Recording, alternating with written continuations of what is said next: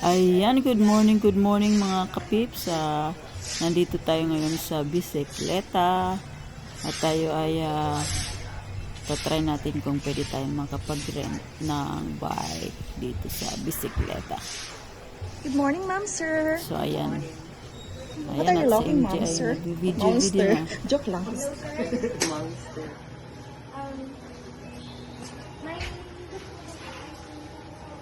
Ay, magsalita ka na. Ayan, hello. This is Bicicleta, only here in Boracay Island. So, if you guys want to go for a ride around the island, you can rent a bike here. Pwedeng per hour, half day, or whole day. Yan. So, dito lang po yan sa D-Mall, the other side. Ayan. Oh my God. Ito yung ating mga mga for rent. Pero meron din tayong mga tawag niyan. Meron din tayong mga for sale. Ayan, so this is it, Pansit. We are ready to mingle. What's my money? Ready na kami for our trip to New Coast. Yeah. Oh yeah. Oh yeah. Oh yeah. Ayan, so ready na tayo mga kapips.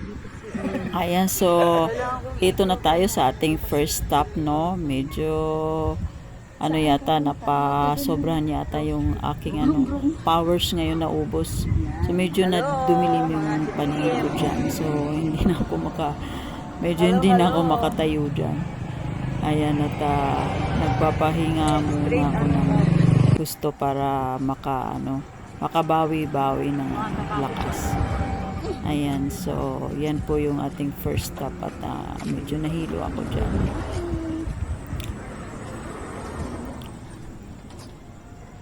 Ayan, so nag-ready na nga ako, no? Nakatayo naman tayo, ulit. Nagpahinga ba siya doon? Pero ayan, nag-stop uli ako dahil hindi kaya, so nahilo uli ako. Bali twice ako nahilo. At medyo lang kami kumain, coke para naman lumakas-lakas. So yun, pabalik na kami guys, hindi na kami tuloy sa New Coast dahil medyo mahaba yun, yung loop na yun. Hindi ko kayanin dahil dalawang beses ako muntika na mag-pass out. So yan, pabalik na lang po tayo, babalik na tayo dito sa D-Mall. So doon na lang tayo sa medyo hindi masyadong mga uphill ang ating tatahaking yung ating pupuntahan. So buti naman at pababa na ngayon, kaya medyo okay na ako. Then ayan na nga, inikot namin yung Boracay sa lang, yung sa baba lang, yung hindi na kami umakyat dun sa New Coast dahil yung uphill tsaka downhill. At least ito pababa na kami, so okay na ako.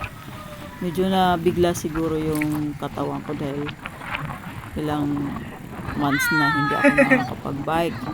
So this is my first time in Boracay for how many months.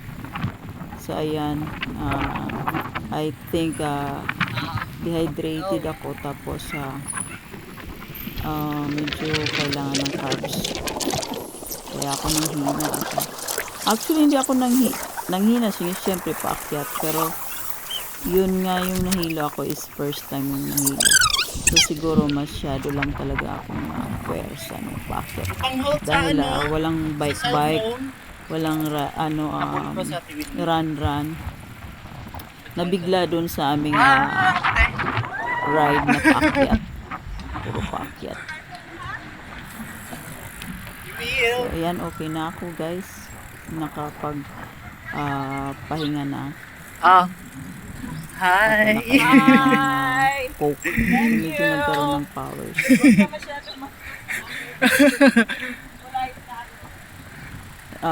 Medyo natakot ako dahil dito sa Boracay medyo mahirap kapag kailangan mong ma-hospital. Tsaka pag wala kang budget, syempre mahirap. So sabi ko sa mga kasama ko, sila na lang ang tumuloy sa New Coast, pero ayaw din naman nila. Medyo natakot din naman ako kung iwanan nila. Hindi naman ako nila iwanan. So yun, ayan, sabi ko balik na lang muna tayo, maybe next time naman. Next time uli pagka medyo praktisado na. So ayan, ano na nga, pabalik na nga kami. So sabi ko, dan muna tayo ng church, no? Dahil nagpasalamat ako dahil kahit pa paano nakabangon uli ako at nakapag-bike uli.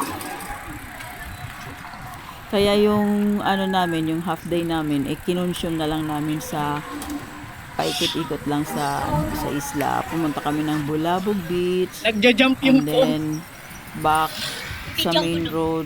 Dumaan kami sa front beach. Ayan. Tapos after namin nagsoli ng bike, ayan nagpakain si MJ.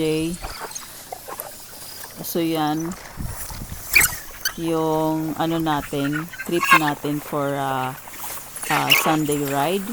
Sana maulit-ulit. Wag lang madadala. Kaya So naman yun kay nga, MJ. nagpamukbang si MJ. Maraming salamat. First time for a long Ayan time yung na ating nakapag-ride. may-ari ng Shangri-La. It's so fun. At dito naman ang may-ari ng Dahil Boracay. sarap kakawin. So that's all for now, guys. Maybe we'll see you again soon pag nakapag-ride kami next weekend. Thank you so much. Bye-bye. Diba?